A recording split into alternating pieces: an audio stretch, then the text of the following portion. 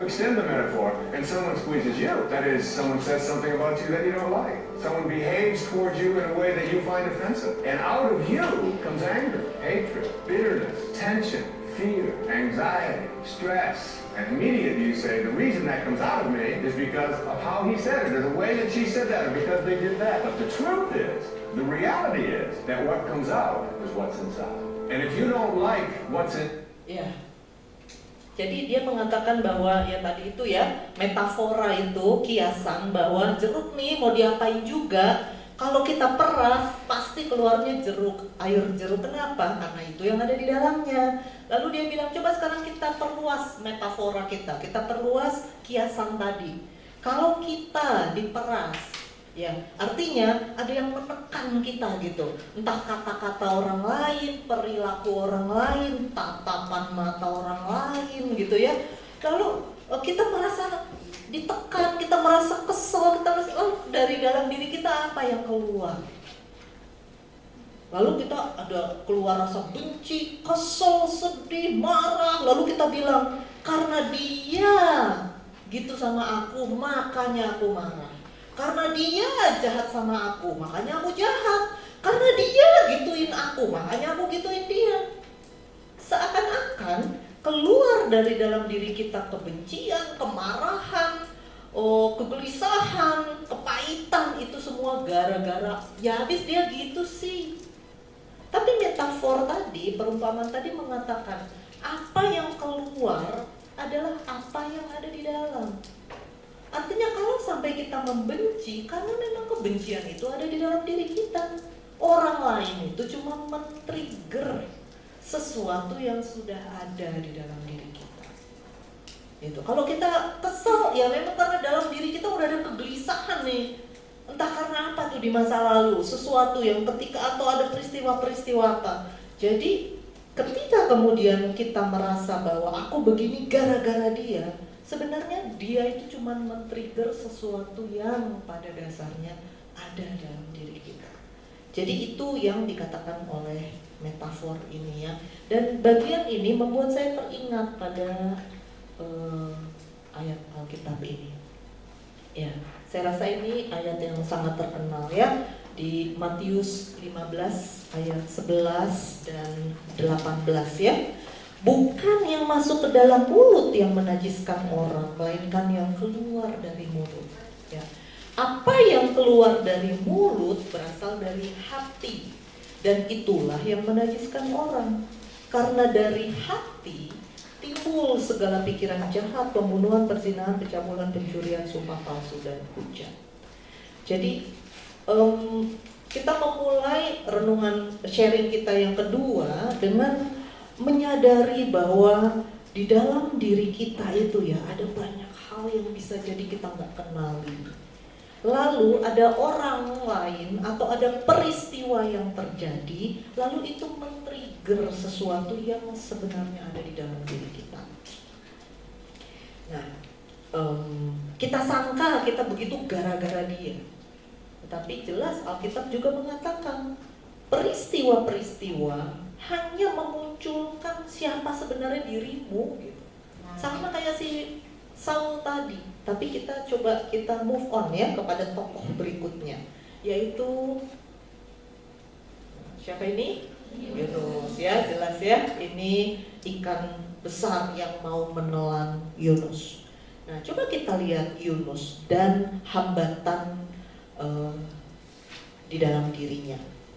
Karena kita mau bicara tentang maksimalkan diri. Bagaimana cara kita memaksimalkan diri? Tentu kita harus kenali dalam diri kita tuh ada hambatan-hambatan apa. Yunus ya, coba kita lihat sekarang Yunus 1. Yunus 1, Yunus melarikan diri dari panggilan Tuhan. Ya, di ayat 1 Tuhan bilang sama Yunus, Yunus, ayo sana, pergi ke Niniwe.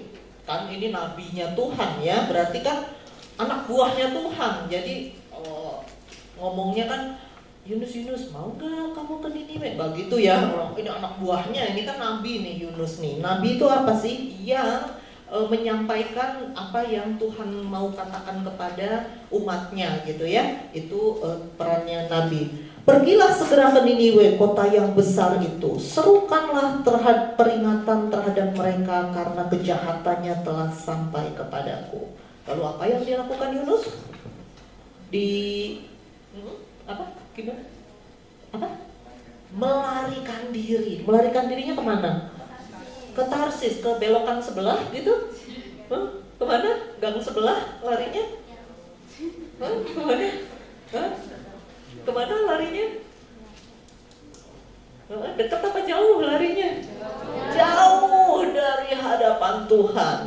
Kalau lihat petanya, disuruhnya ke sini, dia ke sono gitu ya. Jadi benar-benar melarikan diri dan menolak tugas dari Tuhan secara maksimal gitu ya. Jadi bukan cuma sekedar nggak mau pergi lalu tetap di sini aja.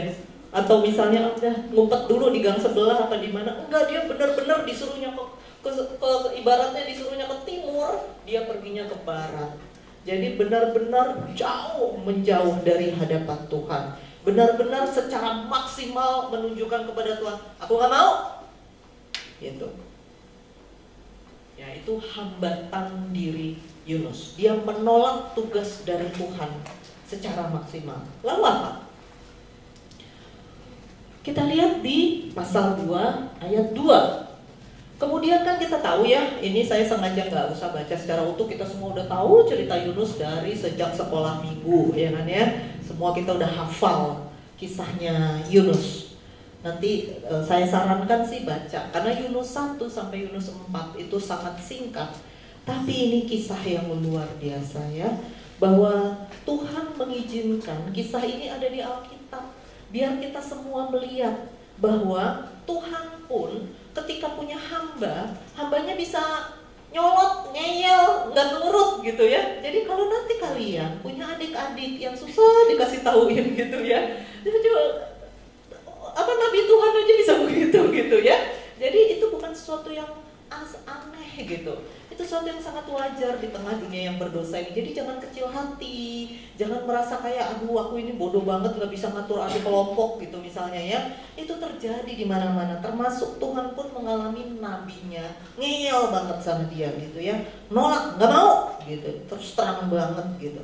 Nah di pasal 2 ayat 2 kemudian kita tahu bahwa setelah Yunus dimakan oleh ikan besar itu, maka kemudian dia mengatakan, dalam kesusahanku aku berseru kepada Tuhan dan ia menjawab aku. Dari dalam dunia orang mati aku berteriak dan engkau mendengarkan suaraku. Jadi dia berubah dari yang tadinya lari dari Tuhan, disuruh ke timur malah pergi ke barat gitu ya. Dia menjauh dari Tuhan. Tapi kemudian setelah Tuhan menghukum dia ya, memberikan intervensi gitu. Jadi kalau kalian kemudian suatu saat mengalami kemalangan, aduh kok gini sih, tapi mikir ini apa nih ya, kenapa ya, kok Tuhan mengintervensi dengan peristiwa ini ya, apa sebabnya ya. Ini ada intervensi yang lain. Gak apa-apa, tenang-tenang aja. Kalau makin grogi, kan seringkali kalau kita malu kita nggak mau diinget-ingetin, nggak mau dirasain kan gitu, nggak usah diinget gitu kan. Tapi acceptance tuh begitu. Jadi ketika kita memang membuat kesalahan, iya, aku lalai, terima. Terus rasanya ketika kita harus menerima bahwa lalai itu kan rasanya kayak pikiran apa yang muncul? Iya, ada pikiran bahwa aku entah apa pikiran saya, tuh bodoh banget sih aku atau apa nggak tahu ya. Ini saya mengira-ngira kalau saya malu mungkin itu yang saya, bego banget sih gue gitu ya. Tapi terus accept, iya, aku saat ini aku melakukan kelalaian, misalnya begitu. Saat ini aku lupa matiin HP, iya. Saat ini aku malu, iya. Terima aja rasanya, tanpa berusaha menjudge, tanpa mestinya aku harus jangan, tanpa berusaha begitu. Terima aja perasaan. Itu tuh cara kita accept tuh kayak gitu ya. Termasuk juga yang lain, accept bahwa iya, sekarang dia, mungkin besok kamu. Gitu. Siapapun bisa mengalami itu. Itulah kita sebagai manusia, kita bisa melakukan kesalahan. Gak ada manusia yang sempurna. Accept aja. Oke. Jadi itu bagus saja hal-hal seperti ini ya. Kita jadi punya cara untuk lihat dalam realitanya bagaimana sih accept itu, gitu ya. Baik, berubah karena kapok. Ya, jadi dia berubah. Yang tadinya dia kabur dari Tuhan, kemudian dia, Tuhan, aku berteriak kepadamu, gitu kan. Jadi dia berubah dari yang tadinya nggak mau ngomong sama Tuhan, bahkan untuk bilang, aduh Tuhan, gimana sih yang bener aja Tuhan, nggak ada kan. Pergilah segera ke Niniwe. Yunus nggak ada ngomong babi bu, langsung bersiap untuk melarikan diri jauh dari hadapan Tuhan. Nggak pakai ngomong, main pergi aja. Tetapi ketika kemudian Tuhan melakukan intervensi, kemudian dia dimakan ikan itu, dia berubah. Dia datang, dia melihat kepada Tuhan. Tuhan, dalam kesusahanku aku berseru kepada Tuhan dan Ia menjawab aku. Lalu apa yang dilakukan oleh Yunus? Kebanyakan. Lalu dia menjalankan tugasnya, tapi dengan cara bagaimana? Di sini saya tulis dia menjalankan tugas dengan ogah-ogahan. Kenapa saya ngomong begitu? Apa yang dilakukan Yunus? Yunus pun segera pergi ke Niniwe, pasal 3 ayat 3 ya. Yunus segera pergi ke Niniwe sesuai dengan firman Tuhan. Niniwe adalah sebuah kota yang mengagumkan besarnya, 3 hari perjalanan luasnya. Coba lanjutkan ayat berikutnya, Chris, bisa tolong baca. Yunus mulai masuk dalam kota dan berjalan sepanjang hari. Dia berseru, 40 hari lagi Niniwe akan dijungkir balikan. Ya. Jadi apa yang dikatakan oleh Yunus kepada bangsa Niniwe? 40 hari lagi akan. Pernah nggak ada KKR kayak gitu? Pernah nggak ada KKR pesannya cuma sepotong kayak gitu doang gitu? Iya, dia cuma ngomong gitu doang. 40 hari lagi Niniwe dijungkir balikan, ditumbang balik jungkir balikan. Udah, gitu doang. Niat nggak sih sebenarnya ya? Kayak ogah-ogahan banget cuma ngomong kayak gitu, nggak ada nyebut Tuhan, nggak ada yang menyebut belas kasihan Tuhan, nggak ada mengatakan sesuatu yang kira-kira bisa membuat orang jadi mikir, iya ya, kok aku jahat ya? Nggak ada kesadaran tentang kalian tuh jahat ya. Ayolah, apa kalian nggak? Oh ya, sebelumnya mungkin Niniwe itu nggak tahu kalian tahu nggak? Niniwe, pernah nggak ada yang bahas Niniwe itu apa? Niniwe itu ibu kotanya Asyur ya, atau Asiria. Nah, siapa itu bangsa itu? Bangsa itu adalah bangsa yang sangat terkenal kekejamannya.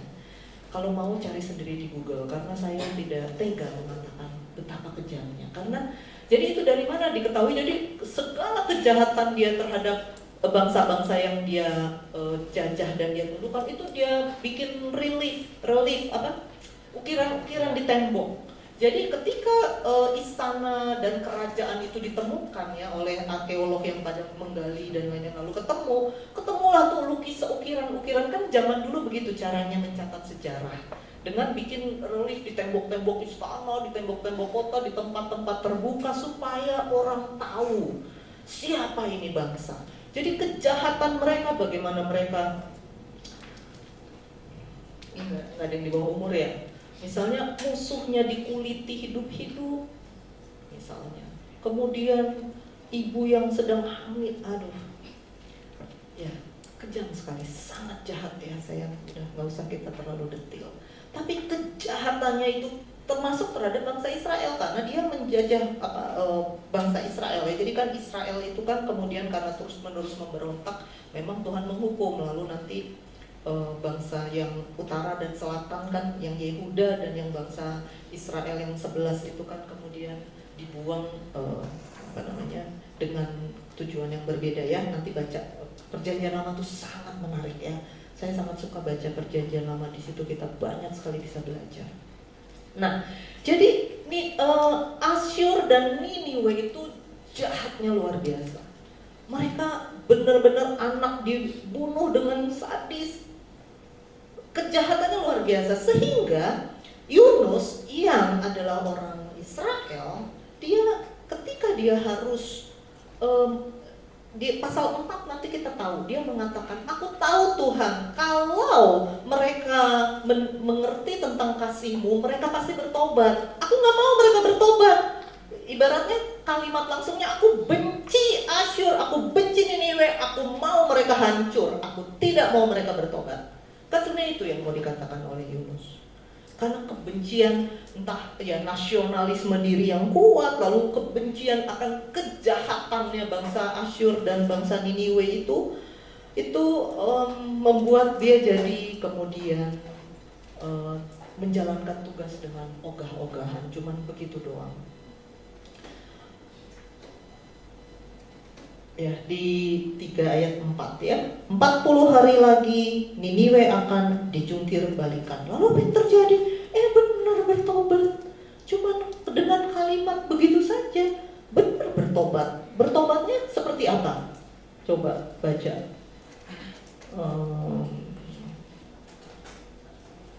Ayat 7. Siapa mau baca? Silakan satu orang.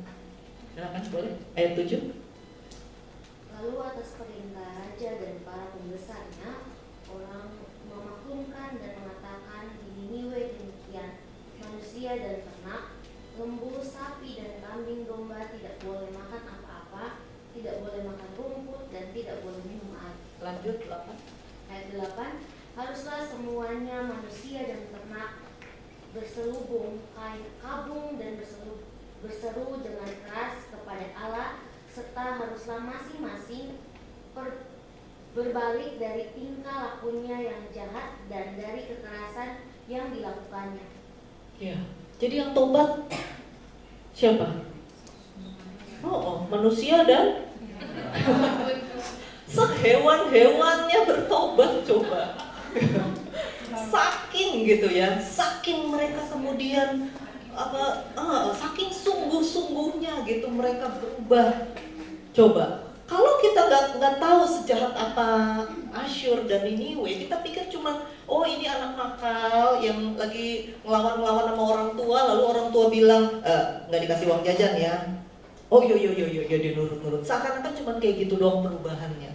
Enggak loh, ini orang yang kejahatannya tuh sampai musuh tuh kepalanya dibikin di tiang, ditusuk kayak sate, dipamerin. Ibu lagi hamil itu perutnya dibuka, pokoknya jahatnya kayak gitu. Itu sejahat itu.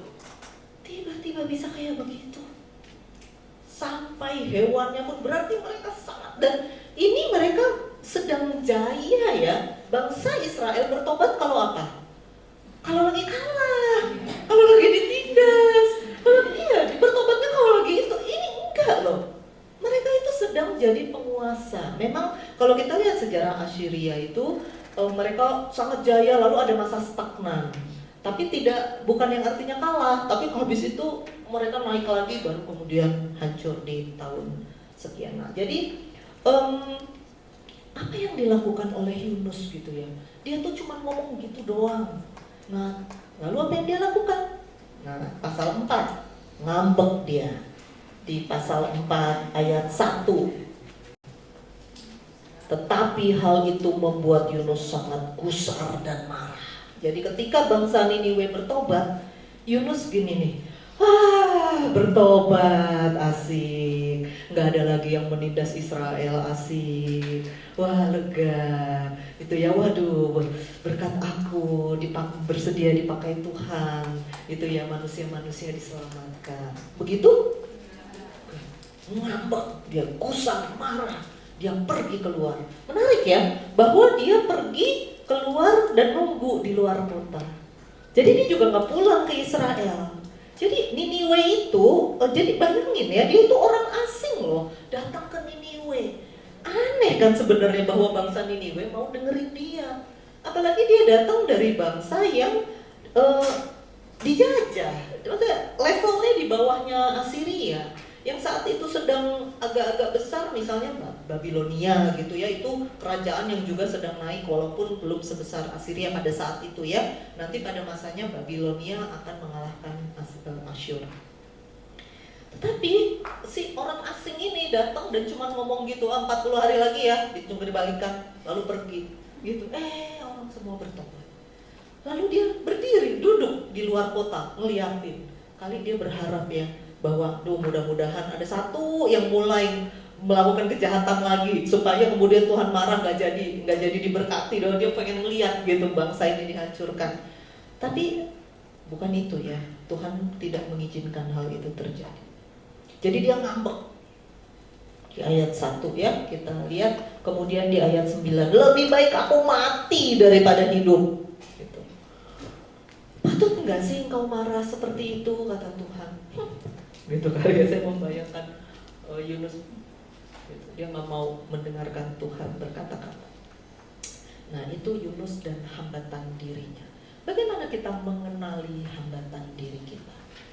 Pertama kita lihat pola pikirnya. Yunus itu pola pikirnya seperti apa? Dia merasa aku yang lebih tahu.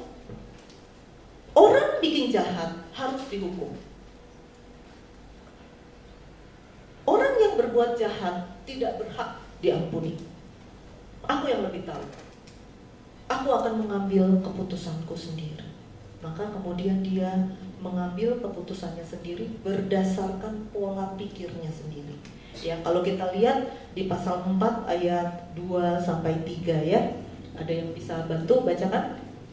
Silakan, siapa namanya nih yang boleh tolong bantu bacakan? Ayat 2. Ayat 2 dan 3. Dan berdoalah ia kepada Tuhan, katanya. Ya Tuhan, bukankah telah kukatakan itu ketika aku masih di negeriku? Itulah sebabnya, maka aku dahulu melarikan diri ke Tarsis. Sebab aku tahu bahwa Engkaulah Allah yang pengasih dan penyayang, yang panjang sabar dan berlimpah kasih setia, serta yang menyesal karena malapetaka yang hendak didatangkannya. Jadi sekarang ya Tuhan, cabutlah kiranya nyawaku, karena lebih baik aku mati daripada hidup. Dia punya pola pikirnya sendiri. Aku tahu Tuhan, Engkau itu pengasih, Engkau Allah yang maha mengampuni, Engkau akan mengampuni orang yang bertobat.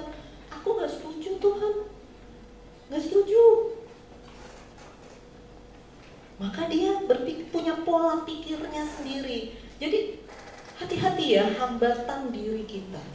Sejauh mana kita kenal Tuhan, lalu ketika kita kenal Tuhan, kita akan jadi pengikutnya Tuhan, atau kita akan menganalisa Tuhan. Oh iya, aku tahu Tuhan kau begitu. Oke lah, kalau Tuhan seperti itu, aku sih nggak setuju. Gitu. Jadi Tuhan tuh apa bagi kita? Kita ini benar pengikutnya kah? Atau kita menganalisa Tuhan? Lalu kita pilih mana yang cocok sama kita ikutin. Kalau nggak cocok, ya aku punya caraku sendiri Tuhan. Nanti Tuhan ngerti deh, ya ikutin dulu caraku. Ntar juga Tuhan tahu maksudnya apa. Nah, apakah ada tuh hambatan itu di dalam diri kita ya? Jadi Tuhan itu seperti sosok yang kemudian iya kita tahu, kita baca firman-Nya setiap hari, kita berdoa, tapi lalu udah. Kita tetap berjalan dengan keputusan kita sendiri dan pola pikir kita sendiri. Jadi menarik ya bahwa Yunus tuh kenal Tuhan. Dan apa yang dia kenal tentang Tuhan itu baik atau enggak? Baik. Bahwa Tuhan itu pengasih. Tuhan itu mengampuni orang yang bersalah. Itu hal yang baik. Tapi dia punya pola pikirnya sendiri. Nah kita perlu mulai mengenal diri kita. Pola pikir kita itu seperti apa? Bagaimana kita berpikir tentang diri kita dan tentang Tuhan. Tuhan itu siapa? Dia Tuhan kita. Ketika kita baca Alkitab, itu tentu saja beda dengan kalau kita baca mata kuliah apa gitu, buku biologi atau buku apa gitu ya. Beda. Kalau kita membaca textbook ilmu pengetahuan, maka kita bisa membacanya dengan kritis, dengan ini benar nggak ya? Loh, ini teori ini benar nggak ya? Loh, buku itu bilang begini, buku itu ini teori mana yang benar? Kita bisa melihat dengan mengkritisi. Ketika baca Alkitab itu kan sebenarnya sedang berelasi dengan Tuhan. pola pikir kita harus berbeda. Ini Tuhan, aku manusia. Dia Tuhan yang menciptakan aku adalah yang diciptakan. Jadi pola pikir kita adalah pola pikir tunduk, pola pikir menunggu, pola pikir taat, pola pikir menerima gitu ya. Percaya. Dia kan gak percaya sama Tuhan. Dia kenal Tuhan. Dia gak percaya bahwa keputusan Tuhan itu yang terbaik. Berarti dia, aku punya keputusanku sendiri. Ntar juga Tuhan ngerti. Nah, jadi coba kita kenali hambatan dalam diri kita.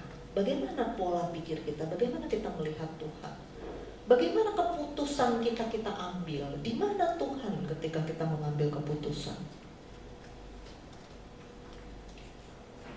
Ya, karena dia punya pola pikir semacam itu, kemudian dia mengambil keputusan, maka dia memutuskan untuk melawan Tuhan. Itulah hambatan yang membuat dirinya jadi terhambat menjalankan peran yang sebenarnya peran yang mulia banget ya. Wah, sebenarnya ya kalau dia mengerti apa yang dia lakukan luar biasa. Itu ibaratnya apa enggak, bukan misal KEK dikirim ke apa tuh, Iran gitu kan. Iya kan? Siapa nih orang gitu kan? Nggak dikenal, orang asing dikirim gitu. Terus tiba-tiba bisa mengubah kan? Jadi luar biasa. Ini sebenarnya sangat luar biasa tuh. Peran yang begitu besar Tuhan percayakan dan penyertaan Tuhan tuh luar biasa ya. Ya ampun, cuma satu kalimat sepotong hewan-hewan bertobat gitu loh. Coba gimana? Luar biasa kan? Tapi kan bagi dia enggak. Karena itu pola pikirnya, aku lebih tahu. Mungkin kita secara sadar, nggak ada mungkin ya, di kepala kita mungkin nggak ada kalimat mengatakan Tuhan, aku lebih tahu dari Tuhan. Mungkin secara sadar kalimat itu nggak ada. Tetapi dalam perilaku kita jangan-jangan itu tercermin. Ya, aku tahu hukum Tuhan, tapi ya situasiku kayak gini, Tuhan juga ngerti lah, nggak mungkin. Misalnya seperti itu. Nah, itulah yang seringkali jadi hambatan yang membuat kita sadar nggak sadar ya, jadi akhirnya melawan Tuhan. Lalu bagaimana kita mengatasi hambatan diri kita sehingga kita bisa memaksimalkan diri kita? Pertama, tentu kita harus aware dengan kondisi diri kita. Kita sadar, siapa aku ini? Kalau saja Yunus sadar siapa dirinya ya, dia itu nabi Tuhan. Dan dia tidak banyak disebut ya. Saya pernah baca, kalau nggak salah dia cuma 2 kali disebut di sepanjang Alkitab. Ya, selain kitab ini ada satu bagian lagi ya, kalau saya nggak salah ingat ya. Jadi dia bukan nabi yang terlalu besar gitu ya, tetapi ternyata dia dipakai untuk sesuatu yang sangat besar. Ketika kita menyadari kondisi diri kita bahwa aku nabi itu apa tugasnya? Tugasnya menyampaikan pesan Tuhan kepada manusia, itu tugasnya nabi. Jadi kalau kita aware tentang aku ini siapa gitu ya, itulah yang akan menolong kita bisa mengatasi hambatan diri kita. Tetapi kan ketika kemudian Yunus misalnya, dia tahu dia nabi Tuhan, dia tahu Tuhan memberikannya, tapi dia nggak aware dengan apa? Dengan pola pikirnya yang selama ini ternyata tidak dia kaitkan dengan Tuhan. Misal tentang nasionalismenya terhadap bangsa Israel. Wah, bangsa Israel itu harus dibela, bangsa Israel ini bangsa pilihan Tuhan. Sehingga ketika ada musuh bangsa Israel mau dipertobatkan, loh jangan dong, ini bangsa Israel selama ini dijajah, gitu kan? Sehingga walaupun Israel bangsa pilihan Tuhan, lalu Tuhan yang memilih itu menyuruh mempertobatkan musuhnya, nggak mau terima. Jadi aware, ketika kita aware dengan iya ya, aku nggak setuju nih bangsa Niniwe dipertobatkan, tapi kan yang nyuruh Tuhan.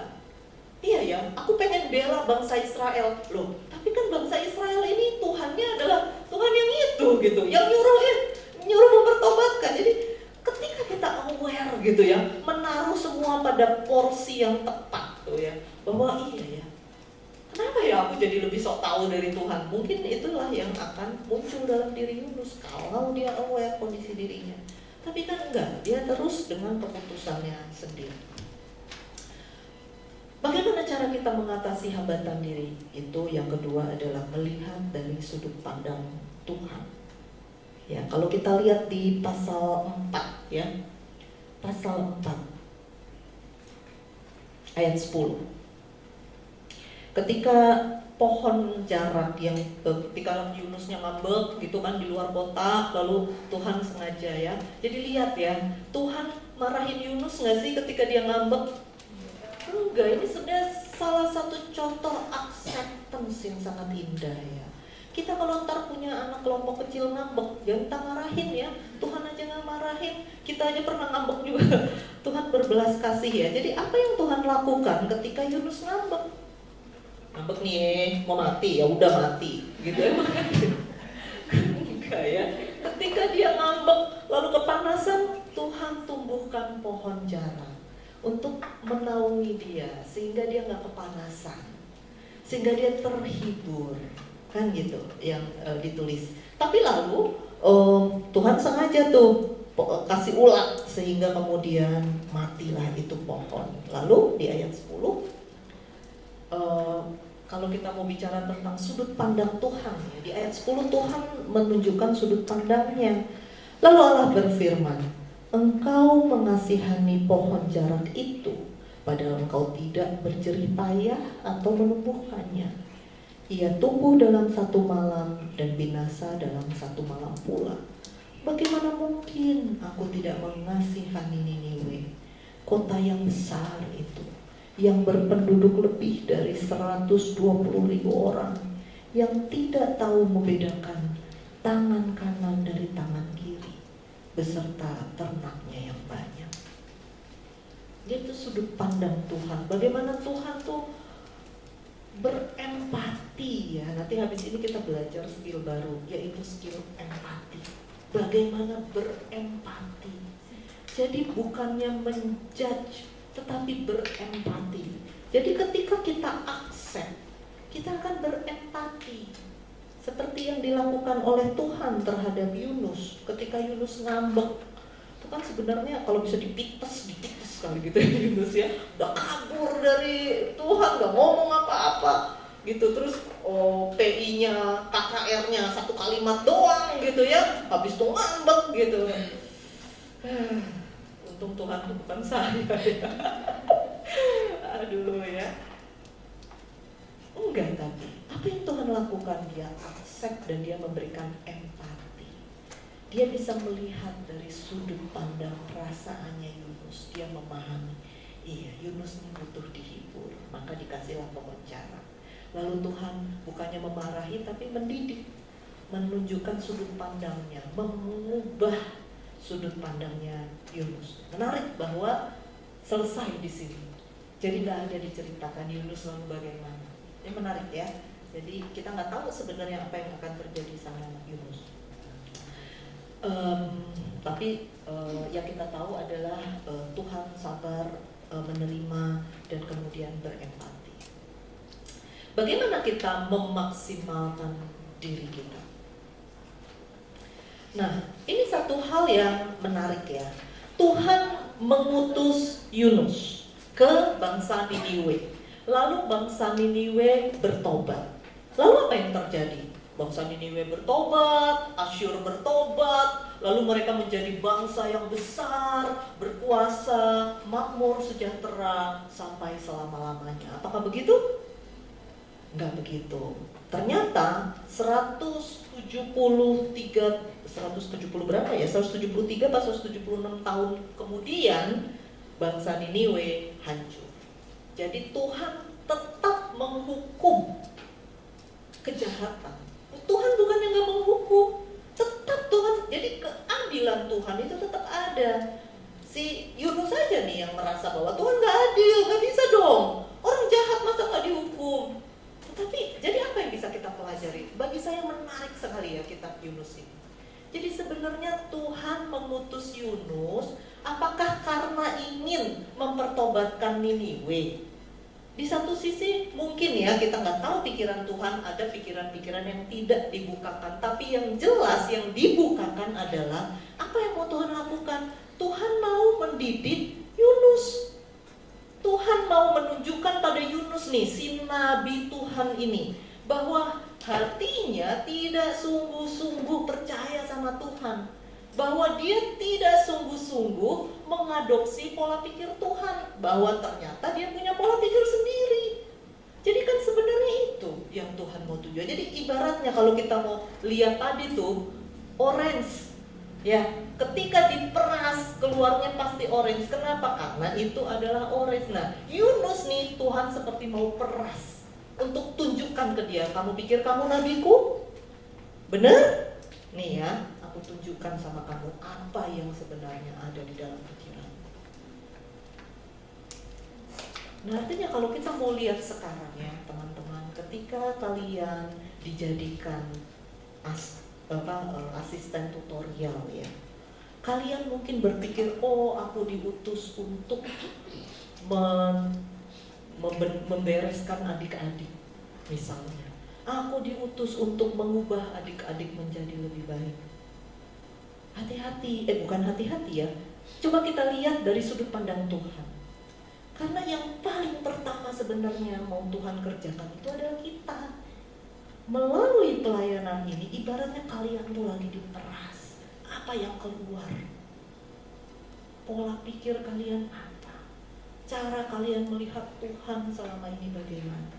Iman itu apa? Apa iman itu? Doa kalian tiap pagi, baca Alkitab tiap pagi seperti apa itu mempengaruhi? Ada pengaruhnya enggak? Jangan-jangan yang keluar itu bukan kasih, pengharapan, sukacita, seperti yang seharusnya keluar dari orang percaya. Tapi apa mungkin? Pola pikir yang masih terluka, yang masih hitung-hitungan mungkin, atau yang aku baik sama kamu kalau kamu baik sama aku, ya kalau kamu begitu ya udah. Gitu. Apakah itu? Jadi ini saya rasa ketika saya belajar Yunus ini, saya merasa bahwa waduh ini teguran besar buat saya. Ketika kita, misal saya dalam profesi saya sebagai konselor ya, saya terus melihat bahwa ketika di satu sisi Tuhan pakai saya untuk menolong klien-klien, di sisi lain Tuhan sebenarnya terus memproses saya. Ibaratnya kayak diperas, apa yang keluar dari dirimu? Benar-benar kasihkah yang keluar? Ada nggak kebutuhanmu untuk dianggap sebagai konselor yang baik gitu ya? Menolong orang supaya orang suka sama saya? Atau benar-benar kasih gitu ya? Ketika diperas, apa yang keluar dari diri kita?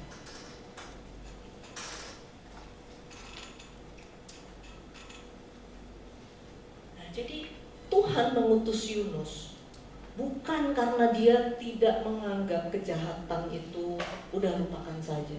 Pada masanya ketika memang Asyur tidak sungguh-sungguh bertobat karena kemudian mereka kembali berbuat jahat, negara itu dimusnahkan. Jadi nggak ada Yunus pun, negara itu kan sebenarnya bangsa itu kan akan dimusnahkan juga. Jadi sebenarnya Yunus diutus ya karena Tuhan mau didik Yunus. Tujuan Tuhan kepada bangsa Asyur, bangsa Niniwe dari awal itu sudah ditetapkan oleh Tuhan. Karena di dalam Nahum, kemudian nubuatan-nubuatan, memang ada nubuatan bahwa bangsa ini akan hancur. Kenapa? Karena dia berbuat kejahatan kepada kemanusiaan dan kepada bangsa Israel. Jadi apa yang kemudian akan terjadi kepada adik-adik yang kita bimbing ya? Apakah kita kemudian bisa memberi pelayanan yang mengubah mereka atau enggak, itu area lain. Area yang juga sangat penting adalah bagaimana kita melihat pelayanan ini adalah proses Tuhan untuk memeras diri kita, untuk melihat apa yang sebenarnya ada dalam diri kita.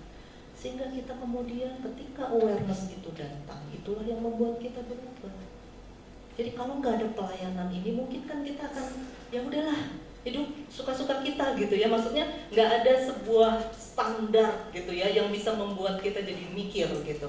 Tapi ketika pelayanan ini diberikan, ini kan sebenarnya sarana anugerah Tuhan pertama-tama untuk menolong diri kita sendiri. Pelayanan adalah sarana anugerah Tuhan untuk berelasi dengan Tuhan. Kenapa? Karena begitu kita melayani, dan bersyukurlah kalau ada yang rada ngeyel, susah, atau yang menarik diri yang kita nggak bisa sentuh, yang sulit. Kenapa? Karena itu akan membuat kita nggak berdaya, dan nggak berdaya itu akan membuat kita datang pada Tuhan. Sama seperti Yunus ketika dia nggak berdaya, Tuhan dalam ketidakberdayaanku aku berseru kepadamu. Jadi kalau kelompok kita semuanya anak-anaknya baik-baik, nurut-nurut, menyenangkan, manis-manis, waduh, ya itu justru kita bisa merasa jangan-jangan nih, wah hebat banget gue ya, bisa kelompoknya seru begini gitu. Tapi hati-hati, itu bisa membuat kita kemudian tidak merasakan kebutuhan kita untuk bergantung pada Tuhan. Nah, proses diri kita seperti tadi ya, pertanyaannya siapa tadi, saya lupa namanya, sorry. Itu ya, jadi yang saya jelaskan tadi, proses diri kita itulah modal dasar pelayanan kita.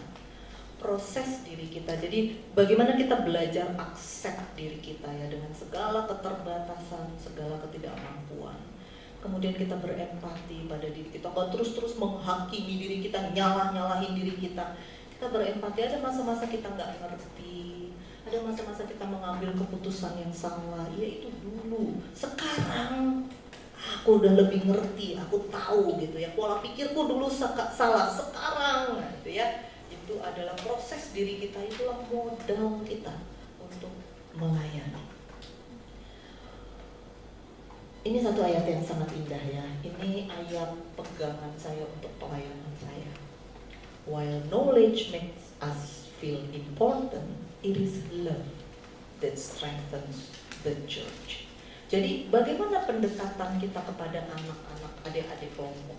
Mungkin kita merasa, oh aku lebih tahu tentang Alkitab, oh aku lebih ngerti tentang hidup di UKI, oh aku lebih ngerti tentang bagaimana, aku lebih tua, aku lebih lama di sini gitu ya.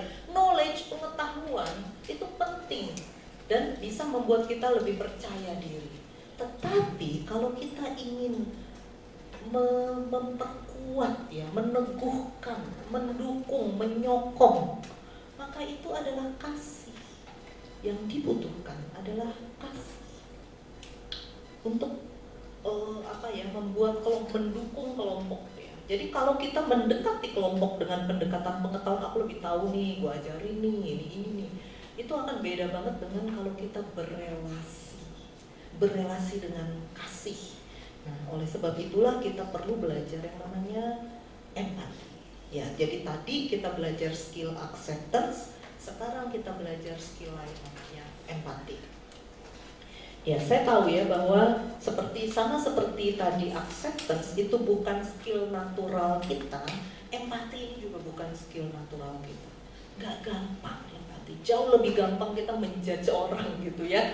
Menilai orang lain tuh jauh lebih gampang dan jauh lebih memuaskan diri gitu ya. Empati itu tidak gampang. Apa itu empati? Maaf ya, dari tadi dia kehalang terus. Oh, saya lihat dari sini aja. Empati adalah seni untuk membayangkan rasanya menjadi orang lain ya, orang tersebut, dan bisa kemudian memahami rasanya jadi dia dan memahami sudut pandangnya, dan kemudian kita bisa menggunakan pemahaman itu untuk menuntun tingkah laku kita. Ya, itu teorinya. Yang penting nggak usah dihafal, yang penting paham aja. Seperti apa sih yang namanya empati? Jadi misal ketika kita ketemu dengan seseorang yang lagi viral banget tuh ya, saya menontonnya sampai saya lagi cari contoh lain, tapi kok yang muncul contoh itu ya. Karena saya tahu ya KDRT yang lagi viral itu loh, si siapa namanya tuh, Intan siapa tuh, yang di KDRT sama suaminya tuh ya, videonya beredar luas. Wah, sadis ya. Oh, media sekarang tuh sadis. Dulu kan saya wartawan. Wah, dulu kode etik pers tuh ketatnya luar biasa. Gak ada tuh yang begitu-begitu bisa tersebar. Karena itu sangat menggoncangkan orang yang gak siap ya melihat. Tapi sekarang banyak sekali tuh adegan kekerasan yang bisa ditonton semua orang.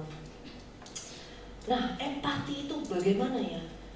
Ketika kemarin ada video ditangkap ya si suaminya, tadi pagi ya banyak beredar. Jadi terus begitu melihat dia berdiri dengan sangat canggung, kurus, terus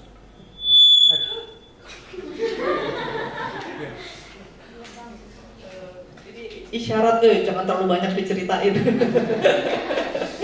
Tapi maksud saya belajar untuk berempati itu ya, belajar untuk berempati bukan artinya kita setuju dengan yang dilakukan, tetapi empati itu akan membuka relasi.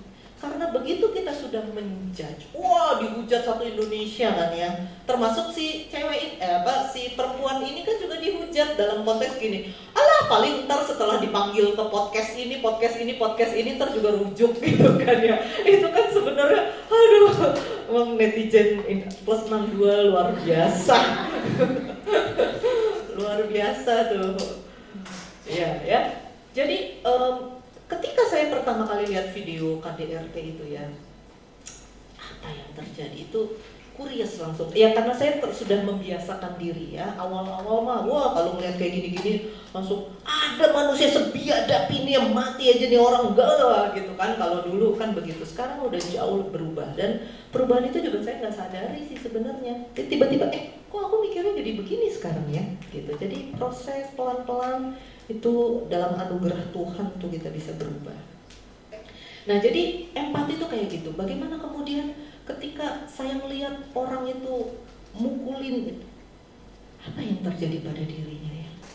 Apa yang pernah dia alami dalam hidupnya sehingga sekarang dia bersikap seperti itu? Apa ya yang pernah terjadi? Bagaimana ya dia dulu diperlakukan waktu dia kecil? Apa yang membuat bagi dia emosi itu bisa sedemikian sehingga dia tidak bisa mengontrol dan dia cuma bisa reda setelah memukul? Apa yang terjadi? Nah itu yang namanya empati, berusaha memahami rasanya jadi orang lain, berusaha melihat dari sudut pandangnya. Itu namanya empati.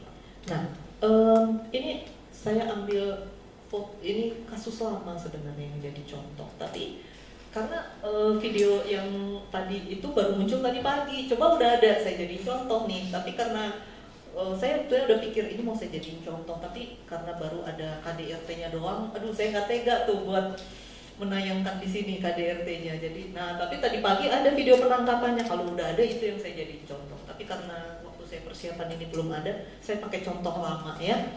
Contoh lama maksud saya, kenapa saya pakai contoh ini karena sebenarnya mereka udah berdamai ya, jadi saya tidak mau mengungkit-ungkit sebenarnya, tapi cuma buat jadi contoh aja.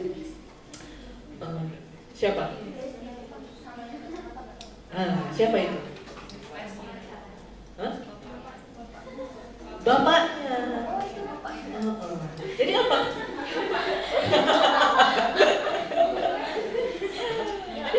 Apa yang terjadi? Tahu ya kasus KDRT yang juga terjadi ya. Nah, ini peristiwa ini adalah ketika Lesti ini mau mencabut laporan. Jadi si suaminya itu sudah ditahan, lalu Lesti datang ke polisi untuk mencabut laporan. Jadi karena dia mau rujuk. Nah, lihat wajah bapaknya.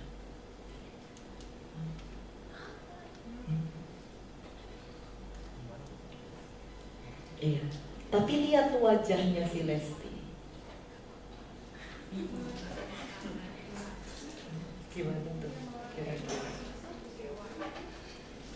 Ya, ini contoh empati. Ini foto ini bagus banget, makanya saya pakai untuk contoh karena jarang-jarang ada foto yang begitu menggambarkan seperti ini. Jadi bapaknya itu lihat nih, matanya, rahangnya, garis mulutnya, semuanya. Kita tahu dia setuju gak anaknya mencabut? Ya. Gak setuju, tapi anaknya lihat pandangannya kepada bapaknya. Jadi yang namanya afektif itu, jadi ada 4 dimensi. Ini saya coba pelan-pelan ya. Kalian nggak perlu menghafalkan teorinya, tapi pahami konsepnya, gitu ya. Jadi yang pertama adalah afektif itu bisa merasakan rasanya. Jadi contoh si Lesti ini kelihatan banget bahwa dia bisa merasakan apa yang dirasakan papanya. Jadi dia menatap papanya seperti itu, gitu ya, dengan memegang tangan papanya. Itu namanya empati. Dia bisa merasakan walaupun beda pendapat, dia ingin mencabut, dia tahu papanya nggak setuju gitu ya. Tapi dia bisa cara dia melihat papanya ini sangat empatik ya. Dia bisa rasakan. Makanya dia rada, aduh papa gimana ya gitu ya. Pandangannya tuh coba lihat. Nah itu pandangan orang yang empati. Jadi afektif itu maksudnya kita bisa rasakan apa yang dirasakan orang lain. Jadi ketika misal nanti adik kelompok kita ada yang nyolot atau yang kabur atau apa gitu, bagaimana tuh? Kita akan melihat dari sudut pandang kita atau kita coba masuk ke sudut pandang dia, coba merasakan jadi dia itu kayak apa ya? Itu namanya empati.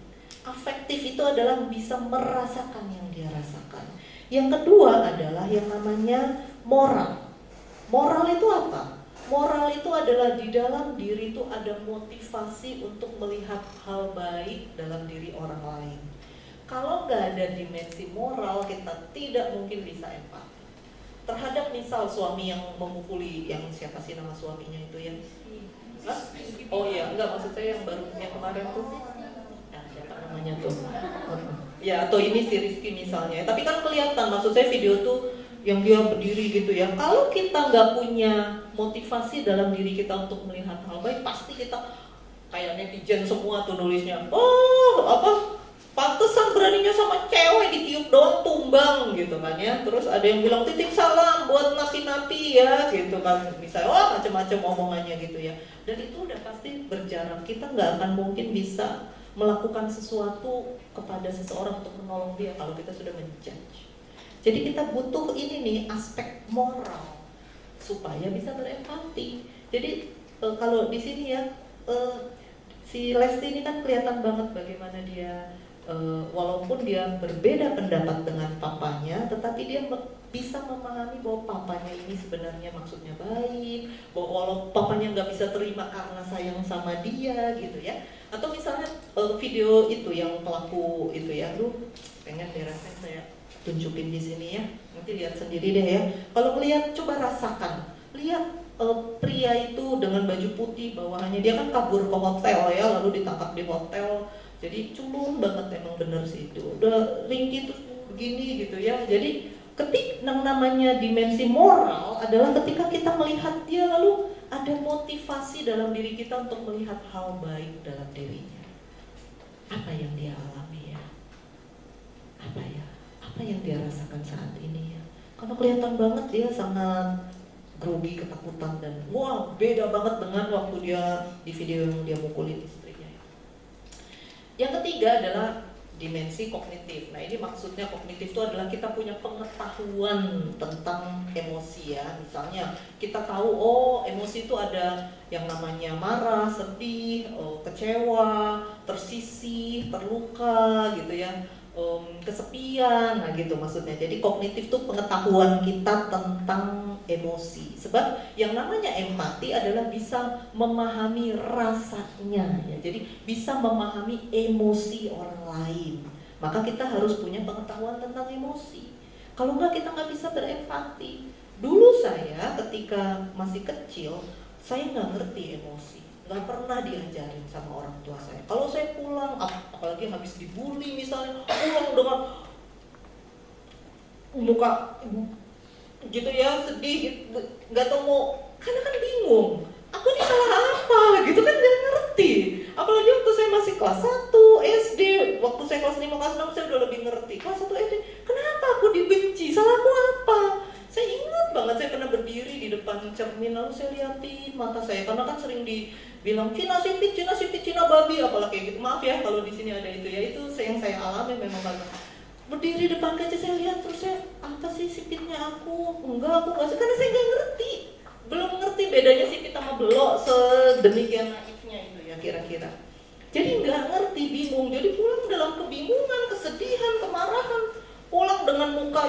kata mama saya, kenapa pulang kayak pepaya bonyok mukanya? Mama capek, makin capek ngeliat kamu. Jadi nggak boleh, nggak ngerti. Walaupun saya tahu mama saya bukan benci saya, dia sendiri struggle dengan masalah-masalah dirinya. Sekarang sih saya ngerti, dulu kan nggak ngerti waktu saya kecil. Jadi nggak ngerti emosi. Saya merasa emosi itu suatu yang buruk karena kalau saya nangis dimarahin. Walaupun saya tahu maksudnya, kemudian menjadi tahu ya maksudnya memberi motivasi.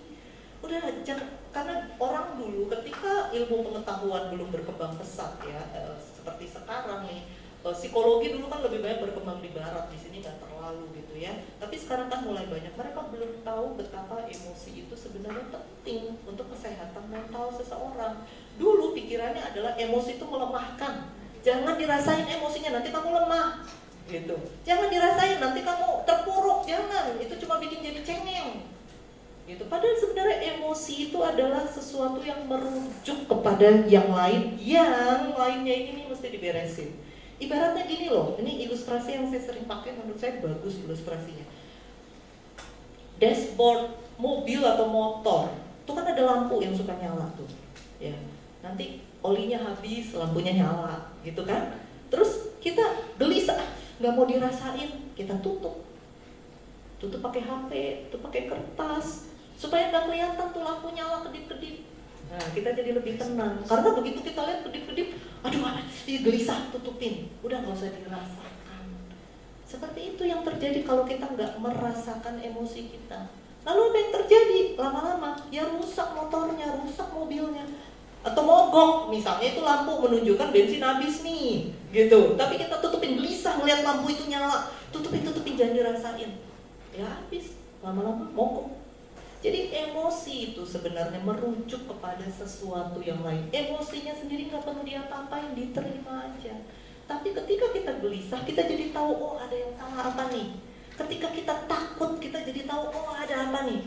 Ketika kita marah, kita jadi tahu, oh ada hakku yang dilanggar, ada orang yang jahat apa nih, gitu. Jadi itu yang harus kita kerjakan. Nah, namun begitu kita tidak tahu cara deal dengan emosi, kita jadi sibuk ngurusin emosinya, kita marah-marah, atau kita terpuruk, kita wah habislah. Nah masalahnya sendiri kemudian nggak selesai. Atau kita tekan sampai suatu saat meledak.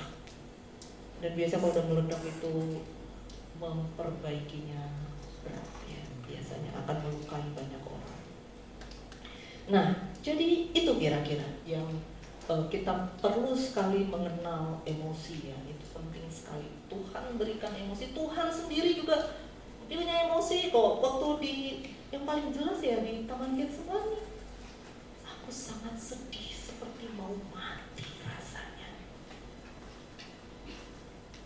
Lalu Tuhan kalau boleh jauhkan, itu apa? Takut kan?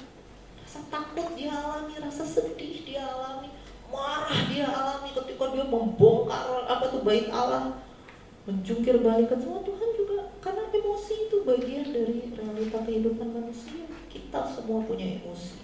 Maka empati itu adalah bagaimana kita bisa menerima emosi orang lain, dan kemudian kita bisa melihat dari sudut pandangnya, sehingga kita kemudian bisa berempati sama dia. Daripada mengatakan, ya bersyukurlah orang tuamu masih ada, udahlah nggak usah kenapa sih selalu mikir yang negatif tentang orang tua, misalnya gitu. Itu empati adalah, wah, masa-masa yang berat ya yang pernah kamu alami dengan orang tua. Itu empati. Nah, kita tidak membuat orang lain bersyukur atas sesuatu yang dia nggak bisa bersyukur, gitu kan? Luka disuruh bersyukur, itu akan bikin orang berjarak dengan kita.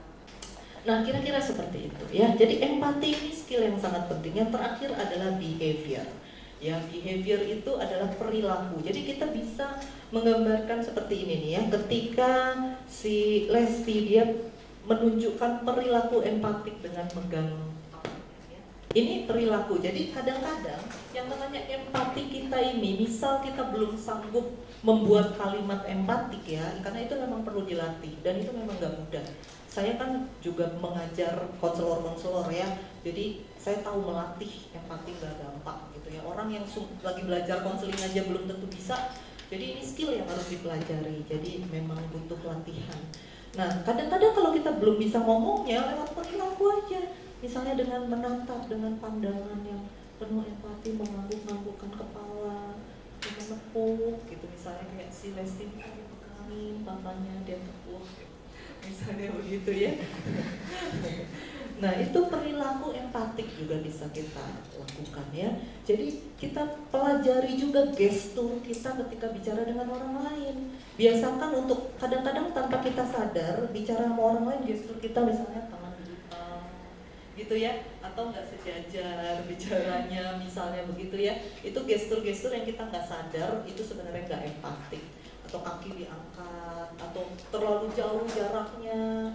Jadi misal kita lagi ngobrol, lalu seseorang mulai membuka diri, maka perilaku empatik misalnya begitu dia mulai membuka diri, hal-hal yang menyedihkan, kita lebih mencondongkan diri kita, menunjukkan bahwa aku sepenuhnya hadir untukmu saat ini, misalnya kayak gitu ya. Akan beda banget dengan kalau kita dengerinnya begini gitu. Ini ada rasanya buat orang yang mendengarkan kita. Jadi itu adalah skill yang saya rasa penting ya kalau kita ingin move on, memaksimalkan diri kita. Ya. Mungkin sementara sampai di sini dulu. Kita doa ya buat kita semua ya.